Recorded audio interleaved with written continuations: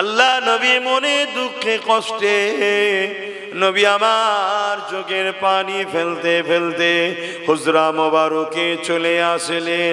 আমার রাসূলুল্লাহ কাঁদতে লেগেছে।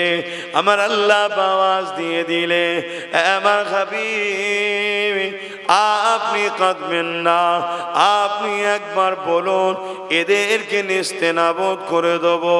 আমার রাসূলুল্লাহ বলতে লাগলেন, ও রব্বি আল্লাহ পাক, এরা আমাকে মেরেছে, এর থেকে বড় দুঃখ এরা আপনাকে কেন চিনতে পারছে না, এরা আপনাকে কেন মানে না, আপনি এদেরকে বানিয়েছেন।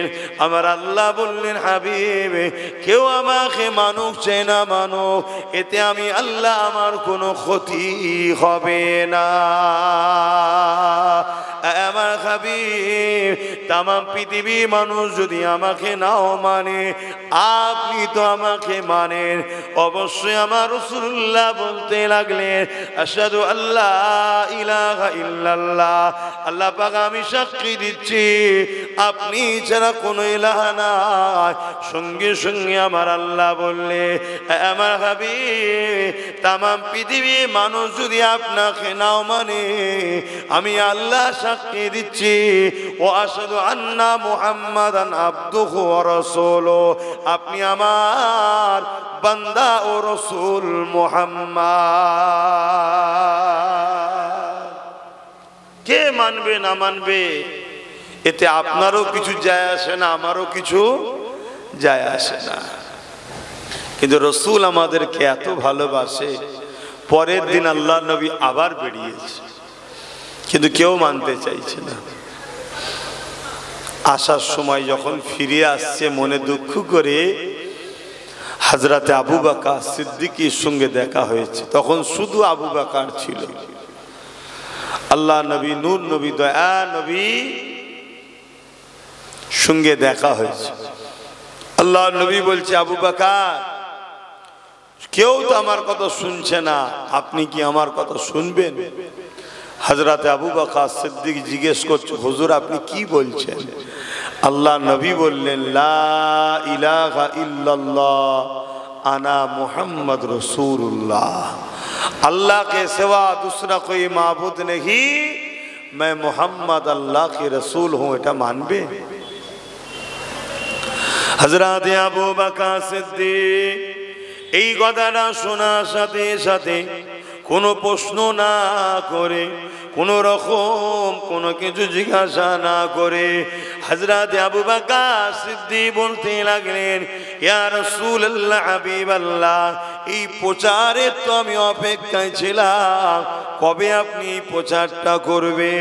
আমি আপনার হাতে হাত দিয়ে ঈমানের কলেমা পড়ে নেব।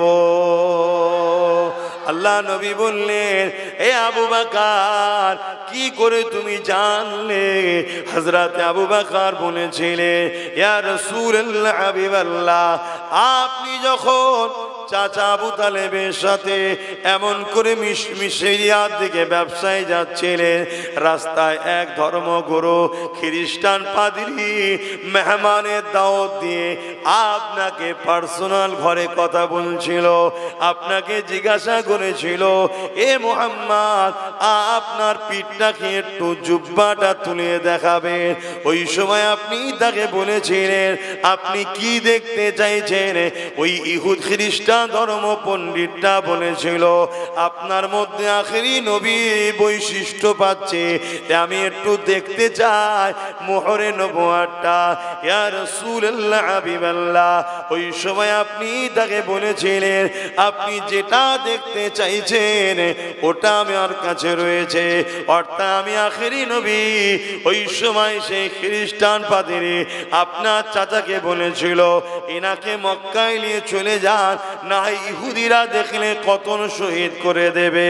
ইয়া রাসূলুল্লাহ হাবিবাল্লাহ, ওই দিন থেকে আমি আবু বকর অপেক্ষায় রয়েছি, কবে আপনি একবার এলান করবেন আর আমি আপনার হাতে হাত দিয়ে ঈমানের কলেমা পড়ে নেব।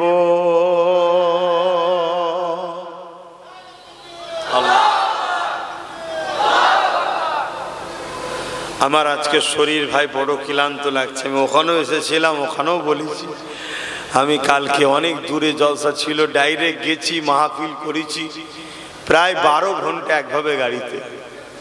মুর্শিদাবাদে গেছিলাম, জলসা করেছি, আবার নেবে গাড়িতে। শরীর বড় ক্লান্ত লাগছে, কথা বলার জোর পাচ্ছি না, কথা বুঝে আসছে। তারপর আপনাদের অসুবিধা হচ্ছে না তো?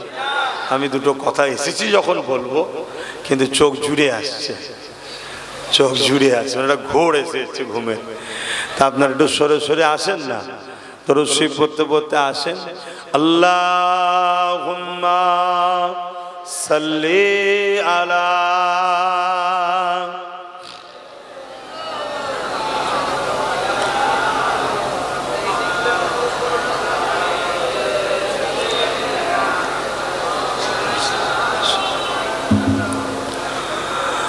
रातें भी मदीने की, बातें भी मदीने की, रातें भी मदीने की, बातें भी मदीने की, जीने में ये जीना है, क्या बात है जीने की। अरसा हुआ तैबा की जिस गलियों से गुजरे, अरसा हुआ तैबा की जिस गलियों से गुजरे, इस वक्त भी गलियों से खुशबू है पसीने की, रातें भी मदीने की, बातें भी मदीने की, जीने में जीना है, क्या बात है जीने की। तारीफ के लायक जब अल्फाज नहीं निकलते, तारीफ के जाए के जब अल्फाज नहीं निकले, तारीफ करे कोई किस तरह मदीने की, तारीफ करे कोई किस तरह मदीने की, रातें भी मदीने की, बातें भी मदीने की, जीने में जीना है, क्या बात है जीने की। ओ अपने निगाहों से दीवाना बनाते हैं, आरो जोरे बोलो। আমার নবী যার দিকে একবার তাকিয়েছে সে দুনিয়া আখিরাতের বাদশাহী পেয়ে গেছে, জোরে বলুন সুবহানাল্লাহ। আমার নবীর নিগার এত আল্লাহ নিয়ামত করেছে, যার দিকে তাকিয়েছে সে দিবানা হয়ে গেছে। ও अपने निगाहों से दीवाना बनाते हैं, ओ अपने निगाहों से मस्ताना बनाते हैं, ज़हमत भी नहीं देते मैं खार को पीने की, रातें भी मदीने की, बातें भी मदीने की, जीने में जीना है, क्या बात है जीने की। अल्लाहुम्मा सल्ली अला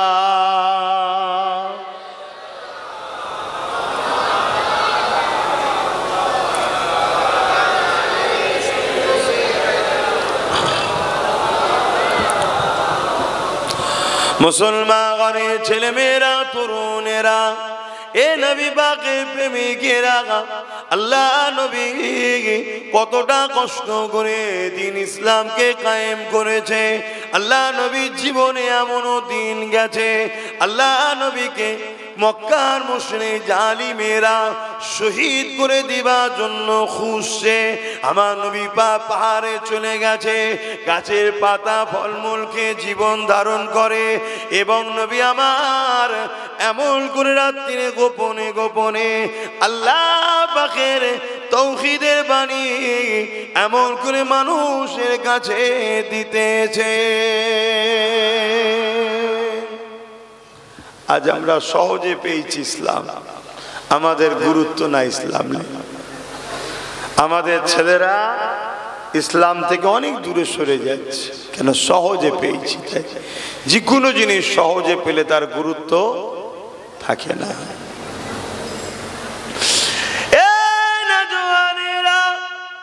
আল্লাহ নবী নবী দয়া নবী এমনও দিন গেছে নবী আমার তায়েফের জমিন ইসলামের জন্য গেছে, তায়েফের মানুষকে বোঝাতে নবী আমার গেছে।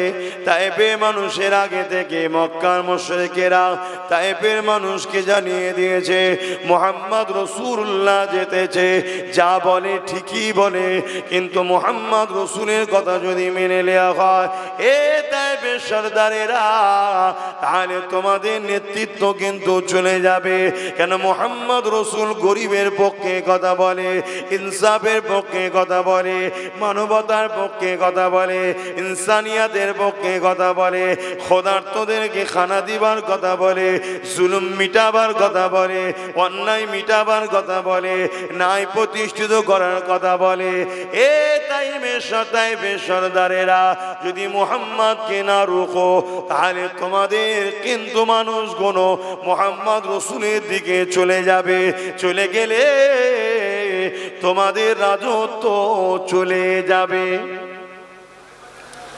আল্লাহ নবী নবী দয়া নবী আমার যখন তায়েফের দিকে যেতে লেগেছে, তায়েফের মানুষেরা ওই সময় ছোট ছোট বাচ্চাদের হাতে পাথর তুলে দিয়েছে।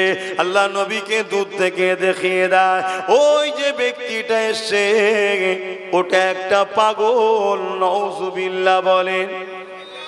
আমার রাসূলকে কি না শুনতে হয়েছে। আমাদেরকে সামান্য কিছু বললে আমাদের মন খারাপ হয়ে যায়। রাসূল আমার কত কষ্ট করেছে। বাচ্চাদের ঘরে বলে দিল যাও পাগলের সঙ্গে যে ব্যবহার করতে হয় করো।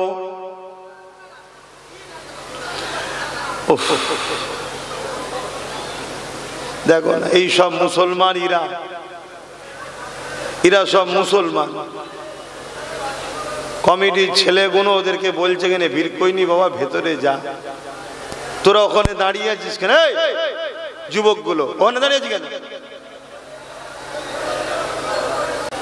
ভালো না লাগে দূর হয়ে যাবেন। হ্যাঁ ওইদিকে বেরিয়ে যা, ওইদিকে চলে যা, যে হই হই করবি যা। বিহায়া নির্লজ্জা ছোড়া কোথাকারে, এটা তো তোদের মাহফিল। মুসলিম ঘরের ছেলে হয়ে এত কিছু হচ্ছে, খোদার গজব তাও শুধরাচ্ছে। এইটা এত মানুষ বসে আছে, এদের অসুবিধা চাই, তোমাদের অসুবিধা হচ্ছে।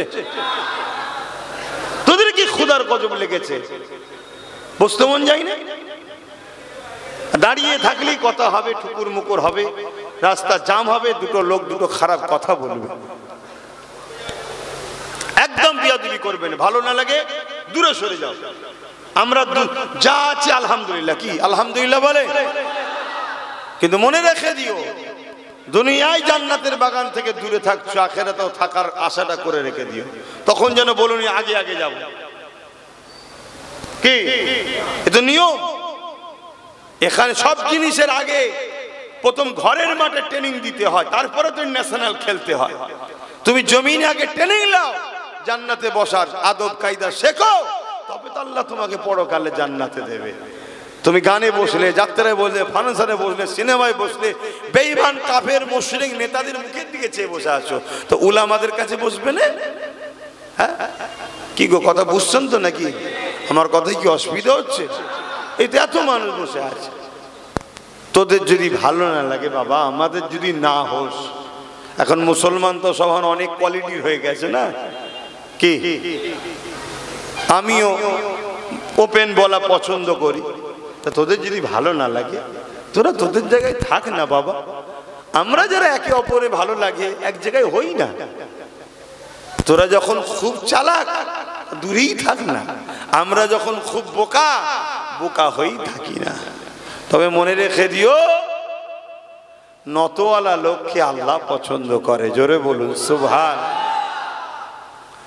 তোমরা এখনো যে কটা দাঁড়িয়ে আছে, একটা দুটো কমিটির ছেলে নাকি? কমিটি যারা আছে দুই একজন থাকুক, কারণ রাস্তা মানুষজন যাবে, বাকি কেউ দাঁড়াবে না। ভালো না লাগলে আস্তে আস্তে সরে যাও বাবা। এই বীজখানে ডিস্টার্ব হলে ওয়াজের এমনি ওয়াজ করতে আজকে ঠিক এনার্জি লাগছে না। সবকিছুতে একটা শরীরের সাথ দেওয়া দরকার না? তো সেই জায়গায় আবার তোমরা যদি বীজখানে টোকো, বীজখানে ডিস্টার্ব করে দাও, তাহলে তো আরো গেল।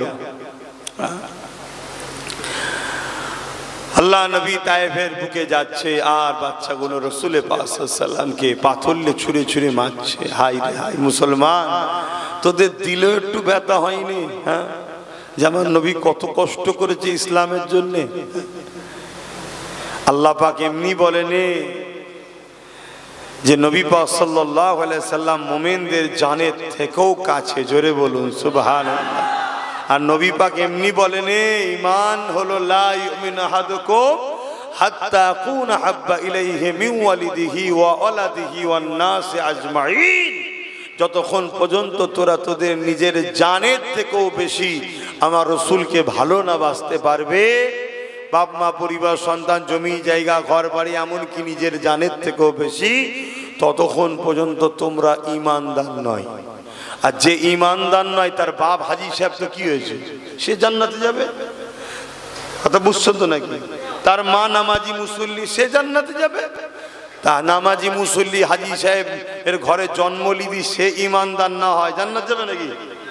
অত সহজ নাকি? হ্যাঁ, ও তো ওজন অমুসলিমের ঘরের ছেলে, সে যদি ঈমানের কলেমা পড়ে নিয়ে আমার রসুলকে জানের থেকে বেশি ভালোবেসে বলে, সে জান্নাত চলে যাবে। জোরে বলুন সুবহানাল্লাহ। এখানে কোথায় জন্ম নিয়েছে বড় বিষয় নয়, আল্লাহ শুকরিয়া আমাদের জন্য সহজ হয়ে গেছে। 80% জন্মসূত্রে পেয়ে গেছে, 80% জন্মসূত্রে পেয়ে গেছি, খুঁজতে হয়নি। আর যারা ইসলামে জন্ম লাইনে, তারা যদি ইসলামে আসে তাদেরকে খুঁজতে হচ্ছে, খুঁজে তারপরে আসতে হচ্ছে। কিন্তু সেই ব্যক্তি আসার পরে সে যদি আমার রসুলের দিবানা হয়, সে জান্নাত চলে যাবে। আর মুসলমানের ঘরের বেটা, হাজির বেটা, পীরের বেটা, গাজীর বেটা যদি রসুলে পাক সাল্লাল্লাহু আলাইহি ওয়াসাল্লামের প্রেমিক না হয়, সে কিন্তু জান্নাত পাবে না। কথা শুনছেন তো নাকি? অনেক কষ্ট। আল্লাহ নবীকে ঘিরে তায়েফের বাচ্চারা পাথর নিক্ষেপ করতে লেগেছে। যে জায়গায় পাথর লাগে, আহারে নুরানি বদনে লাগার সাথে সাথে রক্তাক্ত হতে লেগেছে। রসুলে পাকের শরীর থেকে, জিসম মুবারক থেকে পবিত্র রক্ত ঝরে ঝরে পড়তে লেগেছে। এ যুবকেরা, ওই রক্ত বেরিয়ে বেরিয়ে রসুল পাকের জুতা মুবারকে পর্যন্ত পৌঁছে যাচ্ছে, জামা ভিজে যেতে লেগেছে। এ যুবকেরা, এমন সময়তে আল্লাহ নবী অজ্ঞান চৈতন্য হয়ে তায়েফের জমিনে নবী আমার পড়ে গেলে।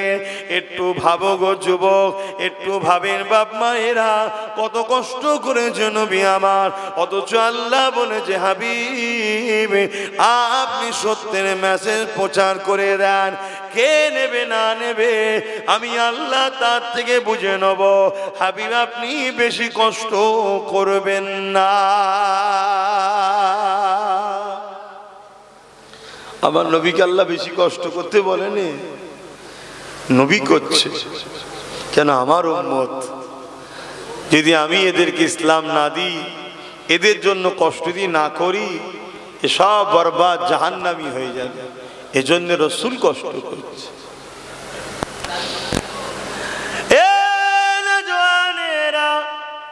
আল্লাহ নবী এমন করে দেখা যায় তায়েফের জমিনেতে অজ্ঞান চৈতন্য হয়ে পড়ে গেলেন। আল্লাহ পাকের ফেরেশতারাও কাঁদতে লেগেছে। এদিকে বেঈমানের সরদারেরা, তায়েফের লিডার নেতারা, তারা আগিয়ে এসে আমার রাসূলের পাকের নাকে হাত দিয়ে দেখছে মুহাম্মদ রাসূল মারা গেছে না বেঁচে আছে। তারা এসে মনে করেছে আল্লাহ নবী ইন্তেকাল হয়ে গেছে। বেঈমানেরা এই অবস্থাতেও রাসূলুল্লাহর উপরে লাঠির আঘাত করতে লেগেছে। এ যুবকেরা, আমার নবী পাক কতটা কষ্ট করেছে শোনো। তোমাকে আমাকে ইনসাফ চিনাবে বলে, তোমাকে আমাকে নাই দেবে বলে, তোমাকে আমাকে বাঁচাবে বলে নারীদের ঘরে জ্যান্ত জ্যান্ত পুঁতে দিত, নারীদের অধিকার দেবে বলে এতিমদের ঘরে মানুষ মেরে দিত, এতিমদেরকে বাঁচাবে বলে এই জমিন ও আখিরাতে বাঁচাবার জন্য আল্লাহ নবী কত কষ্ট করেছে। আজকে মুসলমান ঘরের ছেলে হয়ে সেই নবীর মাহফিলে বসতে যদি তোমাদেরকে বারবার মনে হয়, বলতে হয় এই মুসলমানের ওপরে লানত হওয়াই দরকার আছে। কথা বুঝছেন তো নাকি? তাদের উপরে লানত হওয়াই দরকার যে তোরা কত নিকৃষ্ট হলি। হ্যাঁ আব্বা বলবেন আমার কথা কি করা হচ্ছে নাকি? হ্যাঁ তোরা কত নিকৃষ্ট হয়ে গেলি। আল্লাহ কোরআনে এমনি বলেনে, আল্লাহ কোরআনে এমনি ঘোষণা করেনে যে মানুষের মধ্যে এমন মানুষ আছে যারা চতুষ্পদ জন্তুর থেকেও নিকৃষ্ট। আল্লাহ এমনি বলেন, যেদের কান থাকতেও এরা কালা, চোখ থাকতেও কানা, মুখ থাকতেও বুবা, পা থাকতেও হকের পক্ষে চলতে চাইলে। আল্লাহ এমনি বলেন, এই জন্যই বলেছে হে নওজওয়ানেরা, নবী আমার অজ্ঞানে তায়েফের জমিনে রয়েছেন। এমন সময় ফেরেশতারা আল্লাহ পাকের কাছে আরজু করতে লেগেছে, ও রব্বি আল্লাহ পাক, আপনার হাবিবের উপরে এত জুলুম হচ্ছে আল্লাহ, আল্লাহ পাক আপনি খামোশ কেন আল্লাহ? আপনি তো আপনার হাবিবকে সব থেকে বেশি ভালোবাসে। আল্লাহ পাক আপনি খামোশ কেন আল্লাহ? আল্লাহ আপনি তায়েফবাসীকে মেরে দেন আল্লাহ, আল্লাহ আপনি আযাব দেন, ওদেরকে শেষ করে দেন। আমার আল্লাহ পাক জিবরাইলকে ডাক দিলে, এ জিবরাইল দুনিয়া জমিনে যাও, পাহাড় চালক ফেরেশতাকে সাথে করে নিয়ে যাও, যে আমার হাবিবকে সালাম দেবে। আমার হাবিবকে সালাম দিবার পর আমার হাবিবকে বলবে আল্লাহ পাক পাহাড় চালক ফেরেশতা পাঠিয়েছে, যদি আপনি একবার ইজাজত দেন দুই পাহাড়কে এক জায়গায় করে তায়েফবাসীকে বীজখানে চেপে মেরে দেওয়া হবে, নয় পাহাড়কে শূন্যে তুলে নিয়ে তায়েফবাসীর উপরে চাপিয়ে দিয়ে মেরে দেওয়া হবে। আমার হাবিবকে একবার জিজ্ঞাসা করো, এ জিবরাইল আমি ইজাজত দিয়ে দিলাম, যাও চলে যাও। হযরতে জিবরাইল আলাইহিস সালাম চলে আলে এবং পাহাড় চালক ফেরেশতাও সাথে চলে আসলে আল্লাহ নবী নূহ নবী দয়া নবীর কাছে এসে হযরতে জিবরাইল আলাইহিস সালাম রাসূল পাকের শরীর থেকে পাথরের আঘাতের জায়গাগুলোকে ক্ষতগুলোকে পরিষ্কার করে। এই সময় রাসূলুল্লাহর খোঁজটা এসে যায়, আল্লাহ নবীকে সালাম দিয়ে বলে, ইয়া রাসূলুল্লাহ হাবিবাল্লাহ, আল্লাহ পাক পাহাড় চালক ফেরেশতা পাঠিয়েছে, একবার আপনি হুকুম করেন, আল্লাহর পক্ষ থেকে ইজাজত হয়ে গেছে, শুধু আপনি ইশারাটা দেন, তায়েফবাসীকে সম্পূর্ণ চাপা দিয়ে মেরে দেওয়া হবে। আল্লাহ নবী সঙ্গে সঙ্গে তায়েফের জমিন জমিনে দুটো হাত তুলে এমন করে আল্লাহ পাকের কাছে ফরিয়াদ করে, ও রব্বি আল্লাহ, আপনি পাহাড় চাপিয়ে এদেরকে মেরে দেবেন না, এরা আমাকে চিনতে পারেনি, তাই আমার উপরে আঘাত দিয়েছে। হে আল্লাহ, আমি মুহাম্মদ সাল্লাল্লাহু আলাইহি ওয়াসাল্লাম আশা করি এদের ছেলে ছেলে একদিন আমাকে চিনতে পেরে গিয়ে আমি মুহাম্মদ রাসূলের জন্য জান মাল সব কিছুই কুরবান করে দেবে। আরো জোরে বলুন সুবহান।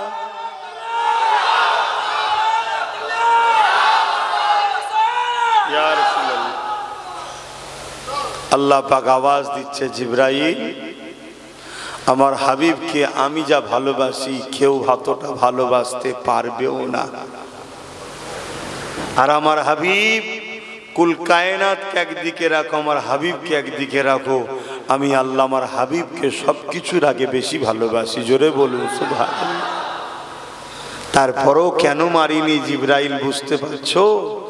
আমি যদি মারি আমার হাবিব কষ্ট পাবে, আমি হাবিবের কষ্ট দেব না বলেই আজকে তাদেরকে মেরে দিইনি, নচেত এদেরকে আমি কবেই মেরে দিতাম।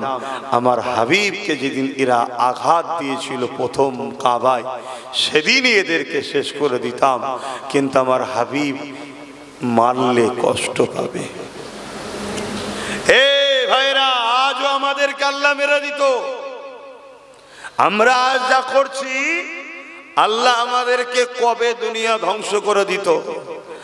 আজও যে দুনিয়া ধ্বংস করেনি, আল্লাহ আজও আমাদের উপরে যে আযাব দেয়নি, এটাও মুহাম্মদ রাসূলের সাদকায়। জোরে বলুন সুবহানাল্লাহ। আমার নবী পাক কষ্ট পাবে, তাই আমার নবীর কাছে আল্লাহ ওয়াদা করেছে। আল্লাহ নবী একদিন কাবা শরীফ তওয়াফ করছিলেন। নবী আমার কাবা শরীফ তওয়াফ করতে করতে কাবার সামনে নবী আমার সিজদায় পড়ে যে কাঁদেন। এ নওজওয়ানেরা, আল্লাহ পাক জিবরাইলকে পাঠিয়ে দেয়, ও জিবরাইল, দুনিয়া জমিনে চলে যাও, আমার হাবিব কেন কাঁদে জিজ্ঞাসা করো, আমার রাসূলুল্লাহ কেন কাঁদে আল্লাহ জানে। জিবরাইলকে আল্লাহ জানাতে চেয়েছিলেন। হযরত জিবরাইল চলে আসলে, এ যুবকেরা, তরুণেরা, বাপেরা, আমার রাসূলুল্লাহকে সালাম দিয়ে বলতে লাগলে, ইয়া রাসূলুল্লাহ, হাবিবাল্লাহ, হুজুর আপনি কেন কাঁদেন? আল্লাহ পাক জিজ্ঞাসা করেছে, আমার আল্লাহ পাক জানতে চেয়েছে। আল্লাহ নবী বলেছিলেন, জিবরাইল, আমি কেন কাঁদি আল্লাহ জানে, তবে জিবরাইল তোমাকে যখন জানাতে চেয়েছে শোনো, তোমার মাধ্যমে যখন আল্লাহ জানতে চেয়েছে শোনো, তোমার মাধ্যমে যখন আল্লাহ পাক তোমাকেও শোনাতে চেয়েছে।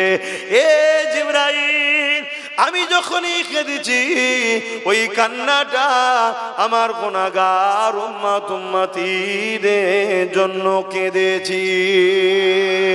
এ জিবরাইল রে, আমার জীবনে এমনও দিন গেছে, আমার সংসারে এমনও দিন গেছে, জিবরাইল তার জন্য কখনো আমি কাঁদি না। আমি যখনই কেঁদেছি আমার উম্মত উম্মতির জন্য কেঁদেছি। আজ কাবা শরীফ তওয়াফ করতে করতে মনে পড়ে যায় অন্য অন্য নবীর উম্মত উম্মতিরা তাদের নবীর কথা অমান্য করার জন্য আল্লাহ পাক তাদের উপরে আযাব দিয়ে গজব দিয়ে শেষ করে দিয়েছে। যেমন আদ জাতিকে শেষ করে দিয়েছে, সামুদ জাতিকে শেষ করে দিয়েছে। এ জিবরাইল রে, আমার উম্মত উম্মতিরা, আমি রাসূলুল্লাহ আমার কথা ঠিক মতো শুনবে না, আল্লাহ পাক যদি নারাজ হয়ে যে তাদের উপরে আযাব গজব দিয়ে তাদেরকে শেষ করে দেয়। এই জন্য আমি রাসূলুল্লাহ কাঁদতেছি, আল্লাহ যেন আমার উম্মত উম্মতির উপরে আযাব গজব দিয়ে তাদেরকে শেষ না করে দেয়। আল্লাহ নবী আমাদেরকে কত ভালোবাসেন, কত স্মরণ করে। দেখো, আদ জাতিকে শেষ করে দিয়েছে, সামুদ জাতিকে শেষ করে দিয়েছে, লূত নবী উম্মতদের আল্লাহ পাথর বানিয়ে দিয়েছে। আজও গেলে সেই এলাকাতে দেখা যায় সব মানুষগুলো পাথর হয়ে দাঁড়িয়ে আছে। কথা বুঝে আসছে? আল্লাহ পাক এত ভয়ানক ভয়ানক আযাব দিয়ে উম্মত এক একটা নবীর উম্মতকে পুরো শেষ করে দিয়েছে। আজ আমরা কি করতে বাদ দিয়েছি? হ্যাঁ, 100-র মধ্যে 95টা ছেলে নামাজ পড়েনি, 100-র মধ্যে 95টা মেয়ে নামাজ পড়েনি, আবার যুবক যুবতী। আল্লাহ পাক তারপরও আমাদের খাবার কিন্তু এখনো কেড়ে লাইনি। তার মানে এমনটা নয় যে আল্লাহ আমাদের ছেড়ে দিয়েছে, শুধুমাত্র আমার নবীর খাতির আমাদেরকে আযাব দেয়নি আল্লাহ। নামাজ কাজা, রোজা কাজা এ তো হচ্ছে, গান যাত্রা ফাংশন সব চলছে। আবার অপর দিকে এর সাথে সাথে মুসলমানই এখন সব থেকে বড় ইসলামের দুশ্মন হয়ে দাঁড়িয়েছে। আমরা সেই সব শক্তিকে জিতাই যে সব শক্তি ইসলামকে মিটাতে চাইছে, আমরাই তো করছি। তাদের হয়ে লড়াই তো আমরা করি, তাদের হয়ে বুথ দখল তো আমরাই করি। যারা আমাদের লড়াই জিতে গিয়ে কে বোল্ডুজার দিয়ে মাদ্রাসা ভাঙে, কেউ মাদ্রাসার শিক্ষক বন্ধ করে দেয়, কে আবার বলে কোরআন শেষ হবে তা আমার উন্নতি শেষ হবে না। এসব জালিমদের ঘরে আমরাই তো জিতাই বারবার। কি ভুল বলছি নাকি? আল্লাহ পাক ছাড় দিয়েছে, ছেড়ে দেয়নি। এখনো বুঝুন, যেদিন ধরবে পাকড়াও করবে সেদিন আর কেউ বাঁচাতে পারবে না। আল্লাহ পাক বললেন, আমার রাসূল যখনই কেঁদেছেন, যখনই নবী আমার এই কথাটা বললেন, আল্লাহ বা আওয়াজ দিয়ে দিলে, আমার হাবিব আপনি কাঁদবেন না, আমি আল্লাহ পাক দুনিয়ায় ততদিন পর্যন্ত আযাব গজব দিয়ে দুনিয়াকে শেষ করব না, যতদিন পর্যন্ত দুনিয়া জমিনে একটা উম্মতি আপনার দিল থেকে আমাকে ডাকবে, দিল থেকে আমাকে প্যার করবে, দিল থেকে আমাকে মোহাব্বত করবে, দিল থেকে আপনাকে ডাকবে, দিল থেকে আপনাকে মোহাব্বত করবে। আমার হাবিব তার খাতিরে আমি আল্লাহ দুনিয়া জমিনে আযাব গজব দিয়ে শেষ করব না। এ যুবকেরা শুনে রেখে দাও, এই জমিনে যারা আল্লাহওয়ালা আছে, এই জমিনে যারা নবীর গোলাম প্রেমিক আছে, তাদের জন্যই আজ আযাব গজব আল্লাহ দিয়ে দুনিয়াকে শেষ করে দেয়নি। তবে মনে রেখে দিও, এমন একটা দিন আসবে যেদিন এই জমিনের উপরে একজনও আল্লাহ দিল থেকে ডাকা থাকবে না, একজনও নবীকে মানা দিল থেকে থাকবে না। সেই দিনেতে আল্লাহ আযাব গজব দিয়ে এই দুনিয়াকে আল্লাহ ফানা করে দেবে। শুনছেন তো নাকি? আপনি ভাববেন সেদিন হয়তো অনেক দেরি আছে। আরে দিল থেকে ডাকার কথা, দিল থেকে, দিল থেকে আর মুখ থেকে ডাকা এক নয়। আল্লাহ নবী বলেছে, আখরি জামানায় মসজিদ ভর্তি নামাজি থাকবে, একটাও ঈমানদার থাকবে না। শুনছেন তো নাকি? কোটি কোটি মুসলমান থাকবে, দিল থেকে ডাকা একটাও থাকবে না। আমরা ভাববো হয়তো এখন অনেক বাকি আছে দুনিয়া শেষ হতে। কেন? আমরা দেখছি 250 কোটির উপরে মুসলমান রয়েছে, আর 250 কোটি মুসলমান তো দেখছো দিল থেকে ডাকা কটা আছে? যদি দিল থেকে ডাকার হতো তাহলে ওয়াকফ কালা কানুন কেন্দ্র সরকারের করার সাহস হতো না। তারা তো বুঝতে পেরেছে এরা নামে তালপুকুর ঘটি ডোবে না, এদের মধ্যে কি সালাউদ্দিন আছে নাকি? তাই তো সাহস পেয়েছে। এরা তো জানে যে বাবরি মসজিদ যেমন পয়সা দিয়ে কিনে নিয়েছি, ও কিছু দালাল মোল্লা মলি সাহেবকে ঠিক পয়সা দিয়ে সেটিং করে নেবো, ওয়াকফ আন্দোলন এমনি বন্ধ হয়ে যাবে। বন্ধ হয়েছে না হয়নি? ওয়াকফ আন্দোলন হচ্ছে, কথা বলো। কিন্তু আমি আমার গতিতে করে যাচ্ছি, ছোট মানুষ, আমি আমার গতিতে করে যাচ্ছি, দীর্ঘ 8 বছর ধরে করছি। আইন হওয়ার অনেক আগে থেকে যেমন স্পিডে করছি, আজও সেই স্পিডেই করছি। কেন? রেজাল্ট কি হবে, ফাইসাল্লা কি হবে, ওটা আমার জানার বিষয় নয়। আমি যে ওয়াকফের পক্ষে, এটা আল্লাহকে দেখাতে হবে। এই আন্দোলন আমি করছি, সমাজকে জাগাচ্ছি। এই কিছুদিন আগে আপনাদের পাশে বাগনানে আন্দোলন করলাম, ওতে ওয়াকফ ইস্যু ছিল না? ছিল না? কিন্তু এত ইস্যু তৈরি করে দিচ্ছে কোনটা ছাড়ি আর কোনটা ধরি।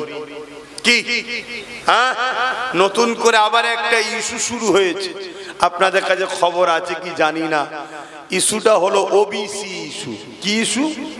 ওবিসি সংরক্ষণ নতুন যে অ্যাক্ট বেরিয়েছে, নতুন একটা ইস্যু। এটা আপনারা জানেন? এই ওবিসিটা কি মারাত্মক বিষয় জানেন? জানেন না? এরপরে আবার একটা আইন আসছে, ইউনিফর্ম সিভিল কোড, এক দেশ এক আইন।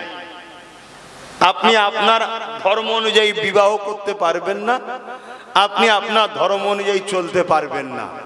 আপনি যদি বলেন আমরা ছেড়ে দেবো নাকি? আপনি কি করতে পেরেছেন কবে বলেন তো দেখি?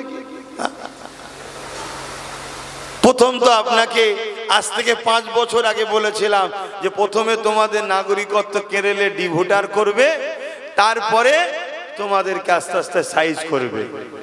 আচ্ছা বলুন তো বাপ, একটা কুকুর যদি মারা যায় কেস হয়? খারাপ নেবেন না, বলুন কেস হয়? কেন কেস হয় না?